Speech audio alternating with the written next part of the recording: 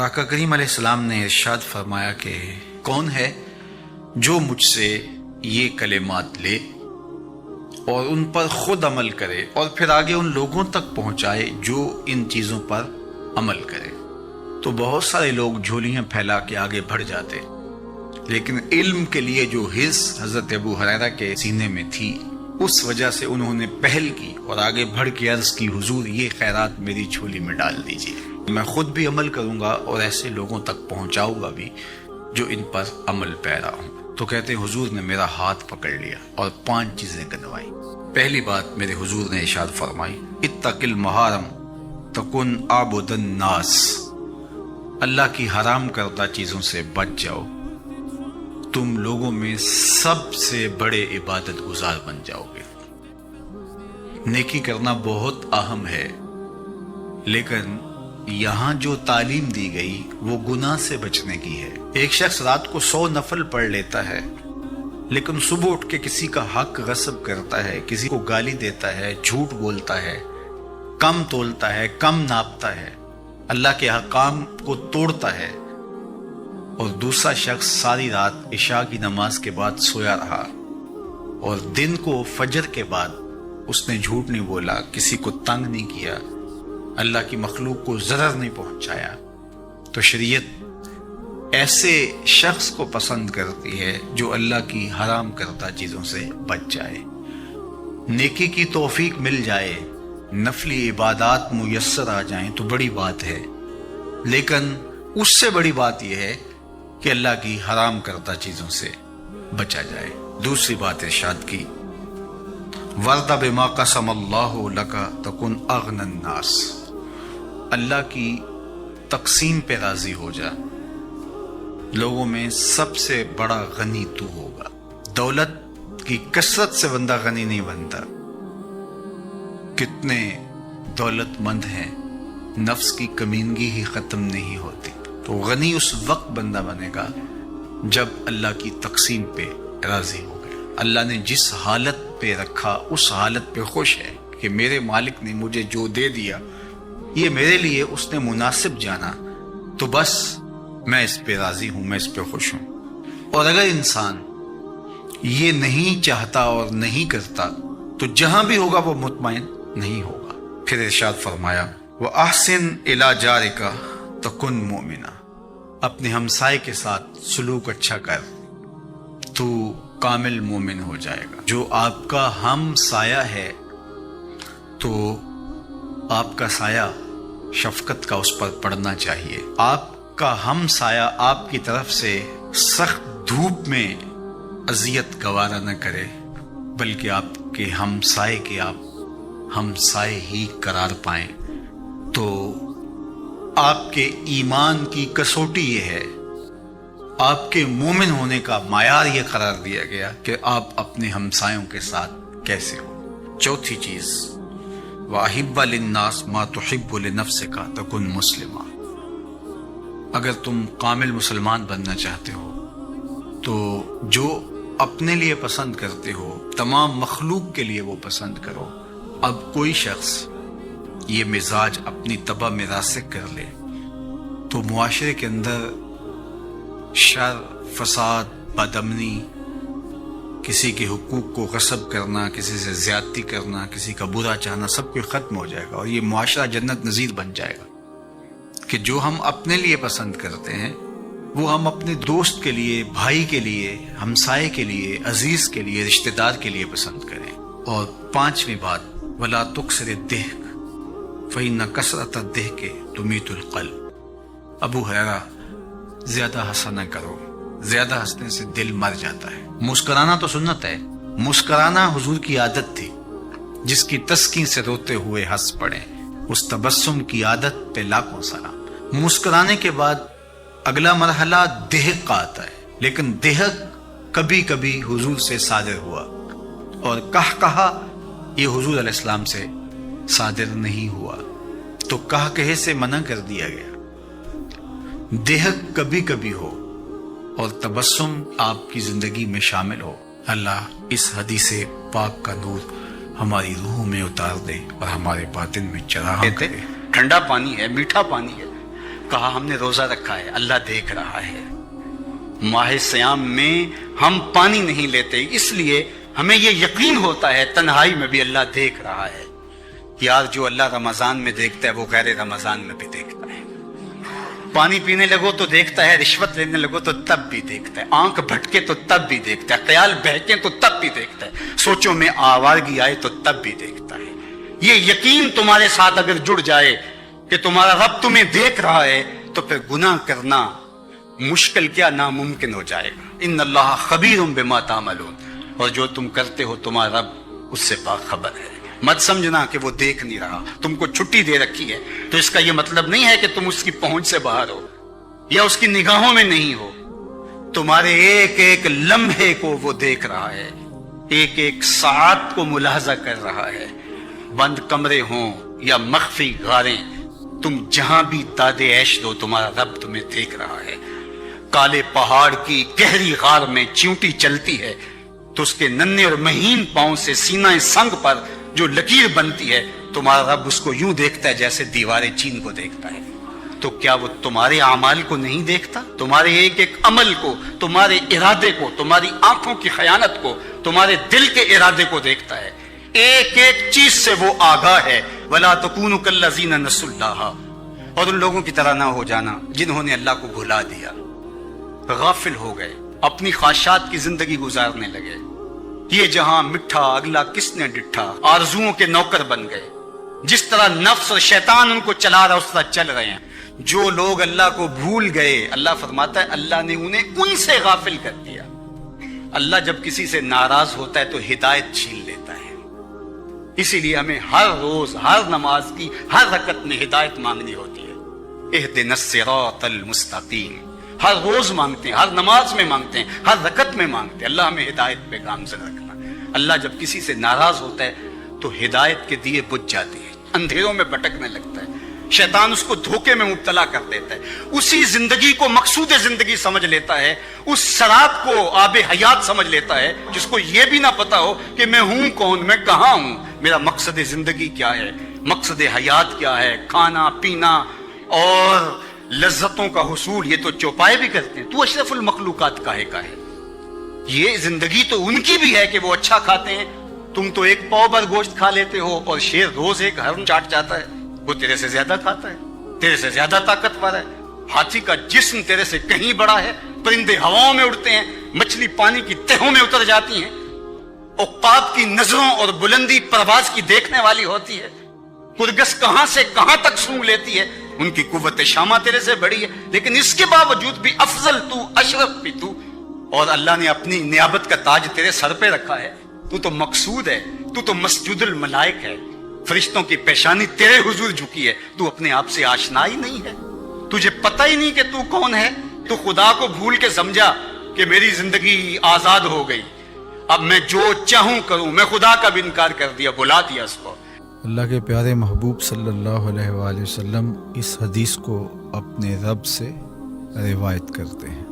حدیث قدسی ہے، ان اللہ کتب الحسنات والسیئات، بے شک اللہ تعالیٰ نے حسنات کو بھی اور سیئات کو بھی، نیکیوں کو بھی اور گناہوں کو بھی لکھ لیا ہے۔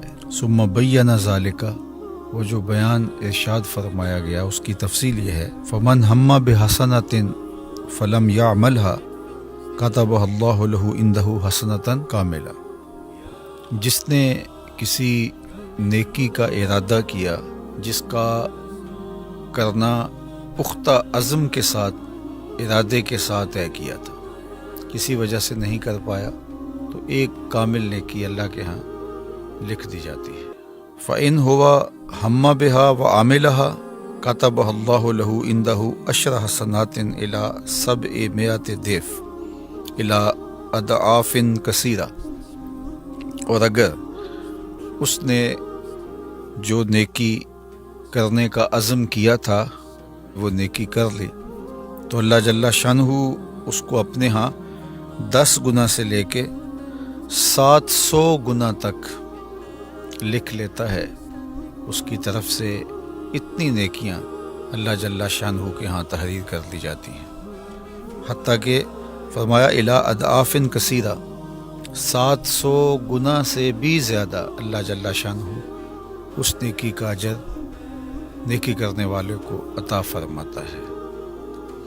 اور پھر ارشاد فرمایا ومن ہم بسیئۃ، جس نے کسی گناہ کرنے کا ارادہ کیا اور اس کا ارادہ پختہ تھا کہ میں گناہ کروں گا، فلم یعملھا، لیکن اس نے گناہ نہیں کیا، کتبہ اللہ لہ عندہ حسنۃ کاملہ، تو کامل نیکی کا ثواب اس کے نامہ اعمال میں درج کر دیا جاتا ہے۔ یہ اس صورت میں ہے کہ جب اس نے گناہ ترک کیا اللہ سے ڈرتے ہوئے۔ اگر تو ایسا ہے کہ وہ کوئی گناہ کرنے جا رہا تھا لیکن آگے سے کوئی اور عارضہ لاحق ہو گیا اور وہ نہیں کر پایا، اس صورت کے اندر نہ نیکی لکھی جاتی ہے نہ گناہ لکھا جاتا۔ لیکن اگر اللہ سے ڈرتے ہوئے اس کو خیال آ گیا، ارادہ پختہ تھا یہ گناہ کروں گا لیکن اس نے گناہ نہیں کیا، تو اللہ جل شانہ ایک کامل نیکی اس کے نامہ اعمال میں درج کر دیتا ہے۔ فَإِنْ هُوَ هَمَّ بِهَا فَعَمِلَهَا، اور اگر اس نے کسی گناہ کرنے کا عزم مصمم کیا تھا، ارادہ کیا تھا، اور اس نے پھر وہ گناہ کر بھی لیا، کتبہ اللہ لہ سیئۃ واحدہ، تو اللہ تعالیٰ جل شانہ اس کے نامہ اعمال کے اندر ایک گناہ کے طور پہ اس کو درج فرماتا ہے۔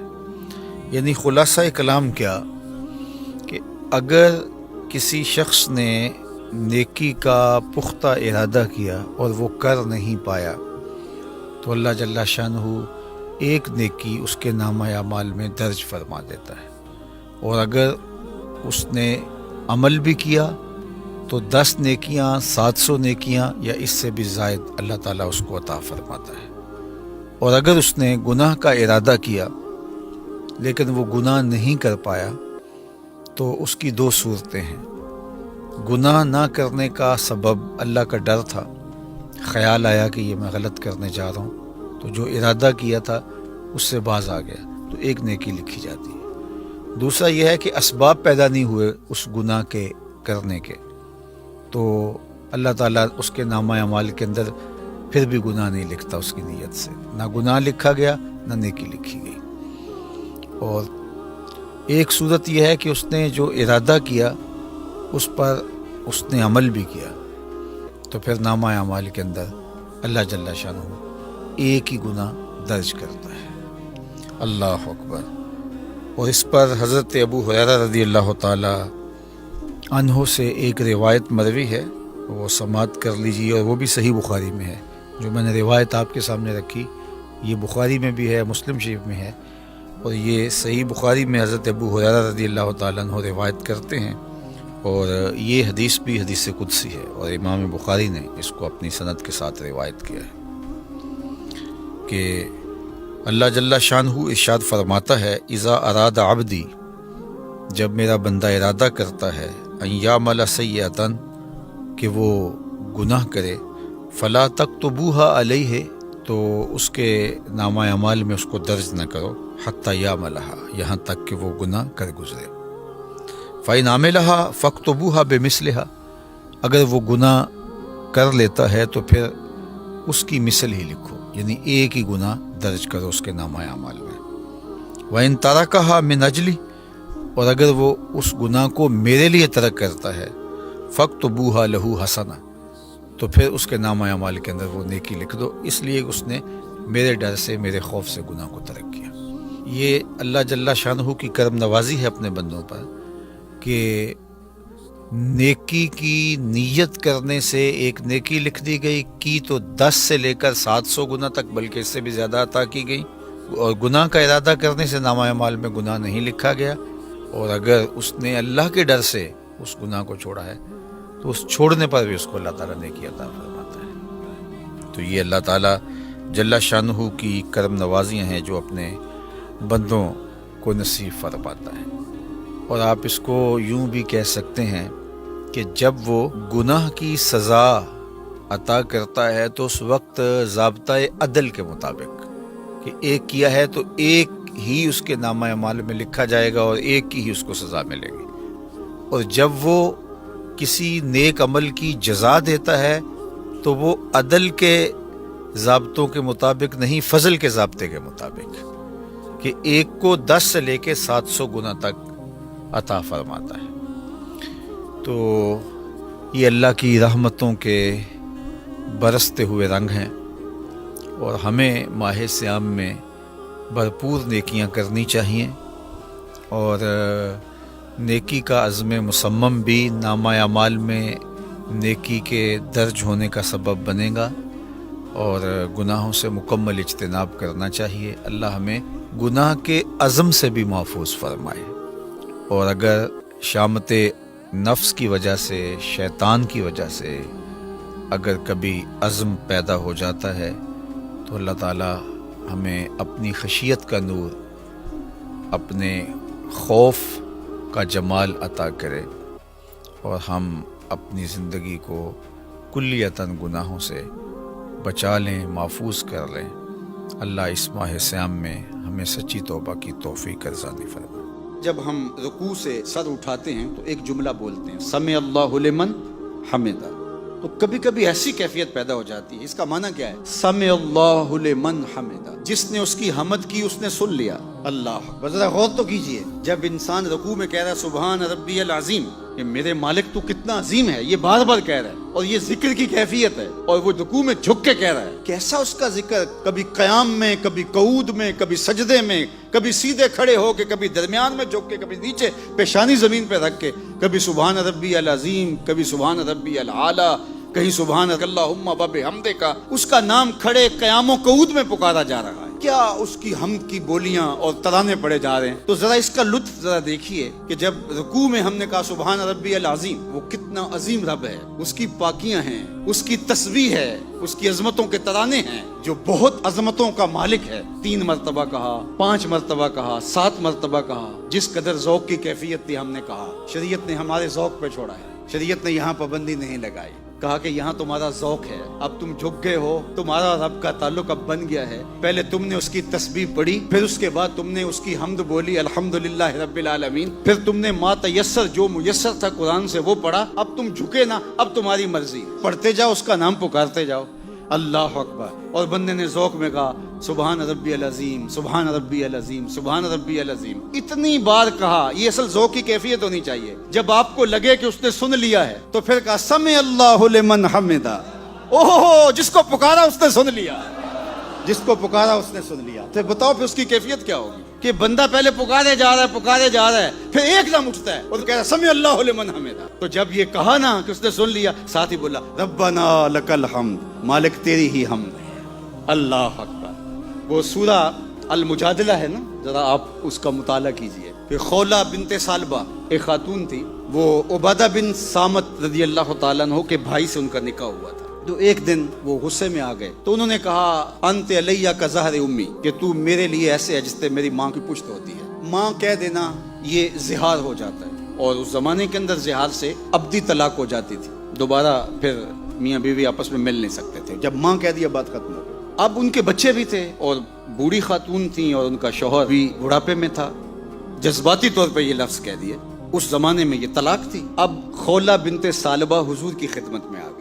حضرت عائشہ رضی اللہ تعالیٰ عنہ فرماتی ہے کہ میں گھر کے اس کونے میں بیٹھی تھی اور حضور آگے بیٹھے تھے اور خولہ ادھر بیٹھی تھی، تو حضور جو فرما رہے تھے وہ میں سن رہی تھی، اور جو حضرت خولہ کہہ رہی تھی وہ میں نہیں سن رہی تھی۔ تو حضرت خولہ بنت ثعلبہ نے حضور سے کہا کہ حضور اس طرح طلاق ہو گئی ہے، اور اس نے مجھے یہ کہہ دیا ہے میرے بچے ہیں، اگر میں شوہر کے پاس بھیجوں تو ضائع ہو جائیں گے، اور اگر اپنے پاس رکھوں تو اس کا خرچہ نہیں اٹھا سکتی، میں بھی بڑھاپے میں ہوں، وہ بھی بوڑھا ہے، اب لفظ ایسے ہوئے ہیں کہ طلاق ہو گئی ہے، تو ہمارا کو مسئلہ حل کیجیے۔ تو حضور علیہ السلام نے کہا کہ اب تو طلاق ہو گئی، اور اللہ کے محبوب اس کو سمجھا رہے تھے، اور بار بار وہ عرض کر رہی تھی اللہ اکبر۔ پھر اس نے کہا اشتکی اللہ، میں اللہ سے شکایت کرتی ہوں، میرا مسئلہ مالک تو حل کر۔ اب سنیے سورہ المجادلہ، اللہ تعالیٰ نے ارشاد فرمایا قد سمع اللہ قول التی تجادلک فی زوجہا۔ اللہ اکبر۔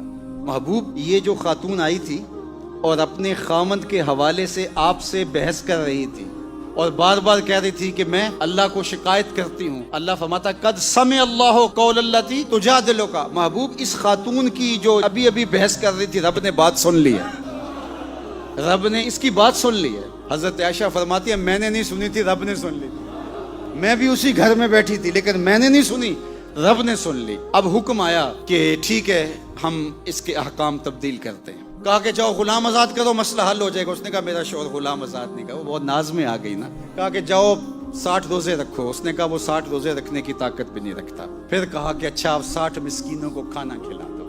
اللہ اکبر. اب حضرت عمر کا زمانہ تھا. یہ خولہ بنت صالبہ یہ حضرت عمر سے کچھ کہنے آئی. تو حضرت عمر اٹھے اپنی جگہ سے اس کی بات سننے کو. تو کسی نے کہا عمر آپ اس خاتون کے لیے بوڑھی خاتون ہے, بات سننے کے. کہا تم نہیں جانتے یہ کون ہے, اس کی باتیں تو رب بھی سنتا ہے. اللہ اکبر. اب ذرا دوبارہ آ جائیں. سمع اللہ لمن حمدہ. اب رکوع کرنا تو ذرا سبحان ربی العظیم اس کو بار بار پڑھنا. جب آپ کو لگے نا کہ اس نے سن لیا ہے تو پھر سر اٹھا کہنا سمع اللہ لمن حمدہ. اس نے سن لیا, اس نے سن لیا. اللہ اکبر.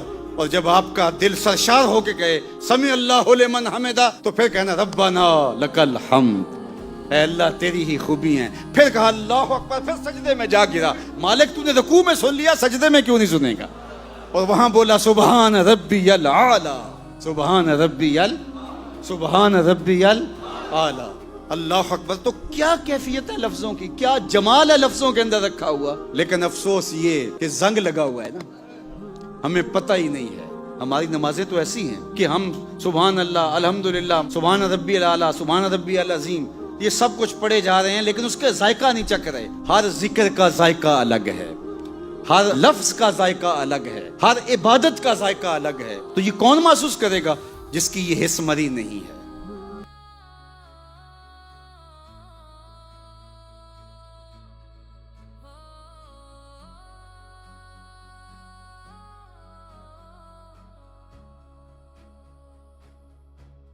A whisper calls, a shadow bends through quiet winds. The soul ascends, a desert sky, a single star. I wonder who